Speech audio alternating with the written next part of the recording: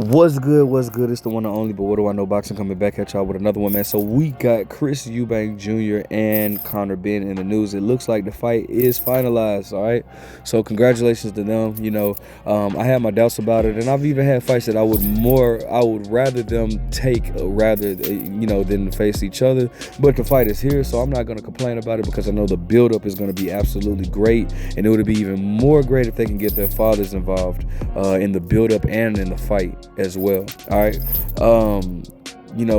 Conor Benn moving up from 147 to fight Chris Eubanks. If you guys don't know the back history between their fathers are both very legendary fighters from the UK or whatnot. It's not so much of a big fight in America because the Americans don't really understand the rivalry, the history between the two fathers. So it's not a big fight out here, but it's a huge fight. I mean, a huge fight out there, and I mean, of course, they couldn't walk away from all that paper. But their fathers had a rivalry going on, and in the early 90s or whatnot,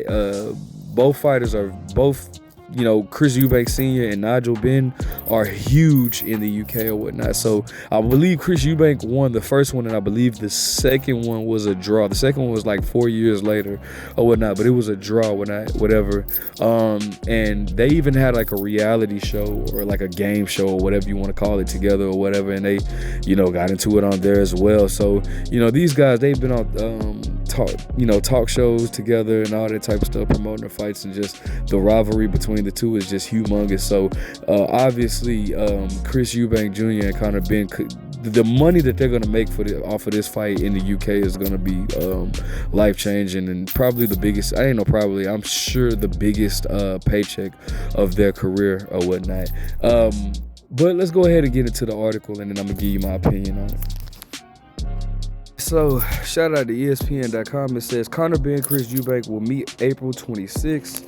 The long-awaited grudge match between Conor Benn and Chris Eubanks is set for April 26th in London, sources tell ESPN on Monday.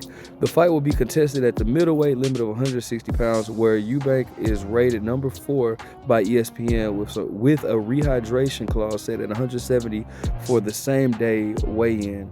Sources added. So there is a rehydration clause, and so they can't weigh more than 10 pounds over 160 coming in the fight or whatnot, which I don't mind that at all, because Conor Benn is coming up in weight. I don't mind that at all. I've never had an issue with rehydration clauses. As a matter of fact, I don't like catch weights as much, but I never had an issue with rehydration clause, because to me it puts everything in as an even playing field. So I've never had an issue with rehydration clauses or whatnot. And it's actually funny though, going on with Canelo. Like, I wonder if Canelo and Terrence Crawford is going to have a rehydration clause, because for y'all that say rehydration clause doesn't matter, and I know a lot of Canelo fanboys like to say that rehydration clause doesn't matter, but if that's the case, because I know you guys you didn't have an issue with Canelo Alvarez fighting Amir Khan, and when Amir Khan wanted a rehydration clause, Canelo Alvarez declined it or whatnot and said no. But at the same time, Canelo Alvarez wanted a rehydration clause with Danny Jacobs. So that just goes to show that rehydration clauses does matter. But I don't mind them at all, because again, it puts everything on an even playing field. You got some guys that will literally come up in weigh 30, 40, I ain't gonna say 40, but 20, almost 30 pounds more than what they weighed the night of the fight. And I've always felt like that was not fair for a guy to, one guy to weigh 160 and he rehydrates up to like maybe 172, but another guy weighs 160, he goes up to 190 something. I never thought that was fair. So I've never had an issue with rehydration clauses, because once again, to me, that just puts the fight at an even playing field.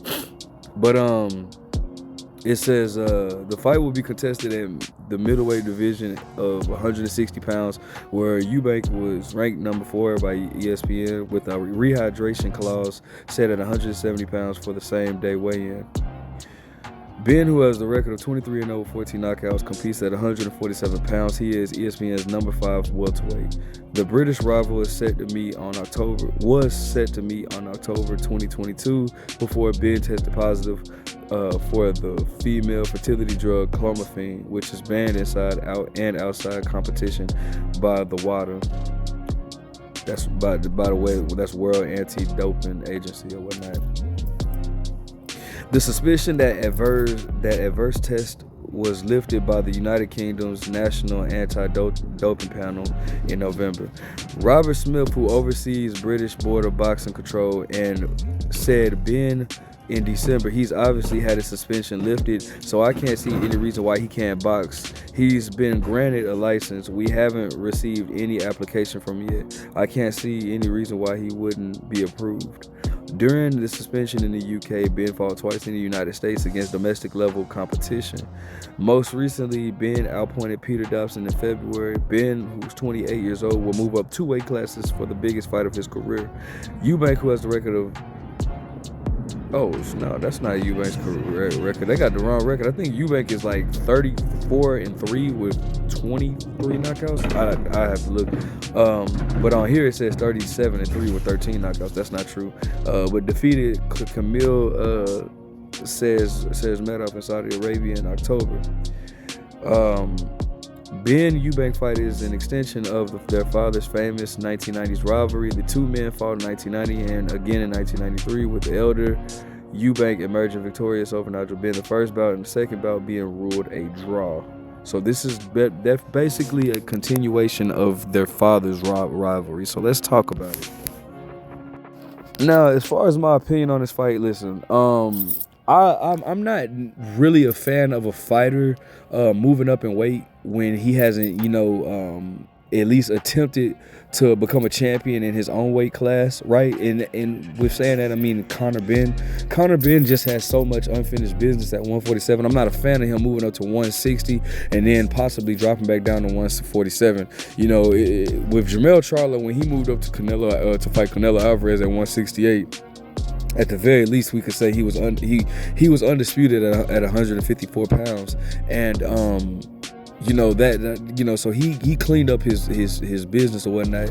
But with Eubank or with Conor Benn just hasn't done anything. I don't even think he hasn't even fought for a title yet. So for him to move up to 160, I get it, it's a money fight, but I would have much rather him at least fight Mario Barrios, which I think he has a good chance of I feel like he has a good chance of beating.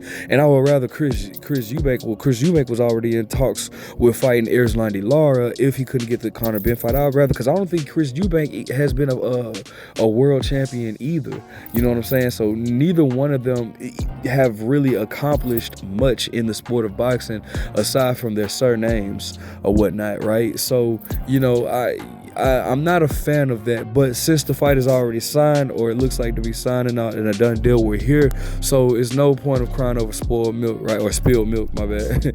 no point of crying over spilled milk or whatever. It is what it is. Now we're here. Conor Benn is a very explosive fighter. He starts very fast. Chris Eubank is very athletic, but I don't think much of him as a boxer. I actually think that Conor Benn's fundamentals are better than Chris Eubank. Right? But the thing about it is, moving up 2 weight classes, we don't know the effect of that just like Terrence Crawford, we don't know the effect that weight will have on Conor Benn.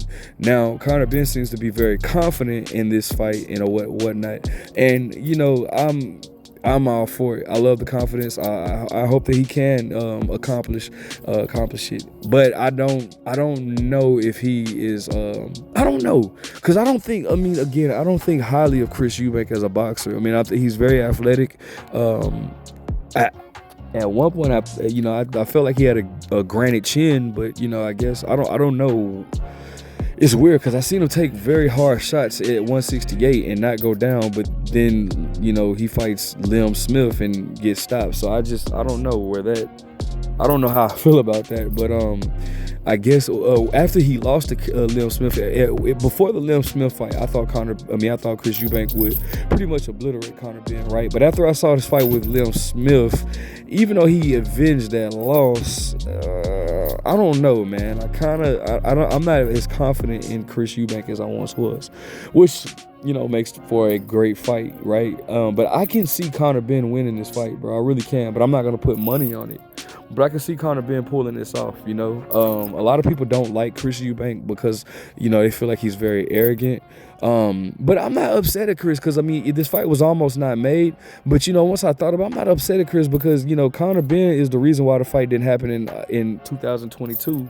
And, you know, he, for some whatever reason, was upset at Chris because he tested positive for a banned substance, which was bizarre to me. But anyways, let me know what you guys think. Make sure you guys like, comment, subscribe. Who are you picking to win this fight? Are you excited for this fight? Do you think this fight will do record numbers? Whatever. But what do I know?